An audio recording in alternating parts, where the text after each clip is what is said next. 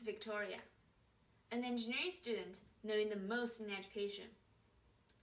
Today, we are at the second philosophy of education, essentialism. Firstly, let's quickly go through the 4 parts: view of education, view of purpose, idea of curriculum, and idea of teaching. To figure out what are the essential elements according to essentialism. From the view of education, essentialism emphasizes to transfer the core elements in humans' cultural heritage and train to help individuals achieve sanity and morality. From the view of purpose, it is completely for the progress of society and cultural heritage protection. Then, from the idea of curriculum, it focuses on basic subjects, the organized and indirect experiences to improve the efficiency of knowledge gain. Finally, from the idea of teaching, teachers are at the center position and guide students to discover truth rather than create it. These are quite different from progressivism. So why did it appear? I searched for some background information. The essentialist movement first began in the United States in the year 1938. Their main goal was to reform the educational system to a more rationality-based one. The essentialism agenda stated that the academic achievements of American elementary and secondary school students lag behind those in other countries. So essentialism started the pursuit of effectiveness to search for the most important elements of teaching and learning. The focus is the content of education itself, to transmit the most valuable knowledge, the core of human cultural heritage, to give students intellectual and moral training, which are the functions of schools. It is actually a relatively quick and efficient way of learning from existing learning materials.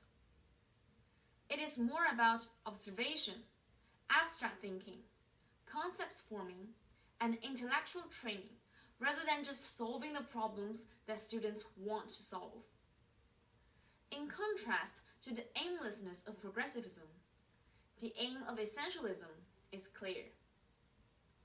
Students need to quickly become successors in society development by learning the organized basic subjects, with the guide and control of teachers. The teaching plan is very rigorous with strict discipline. Students should be compliant rather than free and autonomous. Essentialism emerged after progressivism and kept developing until now. It is also quite similar to the education I had during my childhood. So I just can't help thinking, how did essentialism grow opposing progressivism? It asked 3 questions. The first question is, are textbooks obsolete? Essentialism insisted that the logic of textbook is very informative.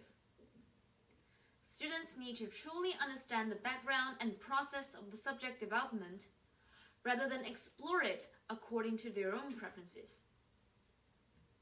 It argued that progressivism encouraged students to be whimsical rather than to learn and apply existing knowledge in order. So progressivism is bound to end up causing confusion in students' minds.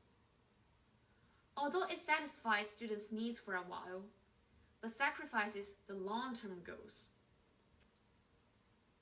Moreover, most knowledge is abstract and cannot be broken down into the envisaged problems, so that the activities raised by the progressivism can only play an auxiliary role to the educational process and cannot be generalized.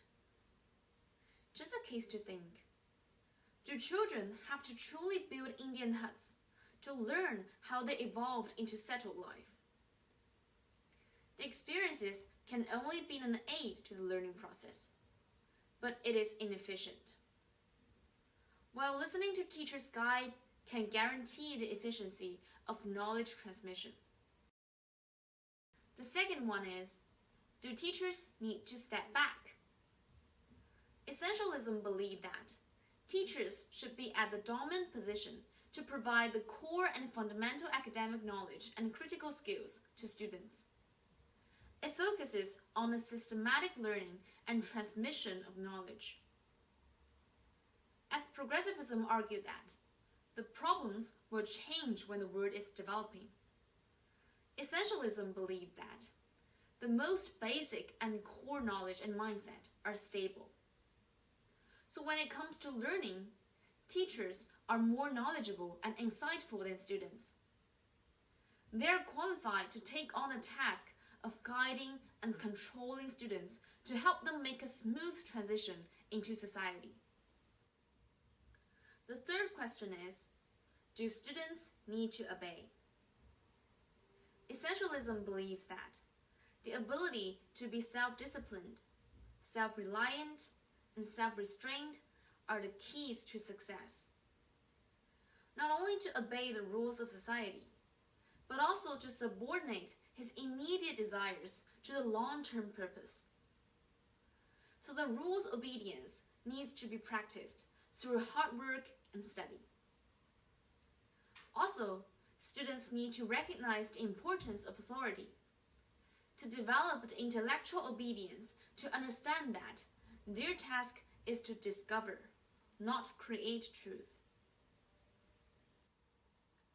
Essentialism never neglects the importance of interest, but it also should be admitted that children are always easily attracted to apparently simple and pleasant tasks at first.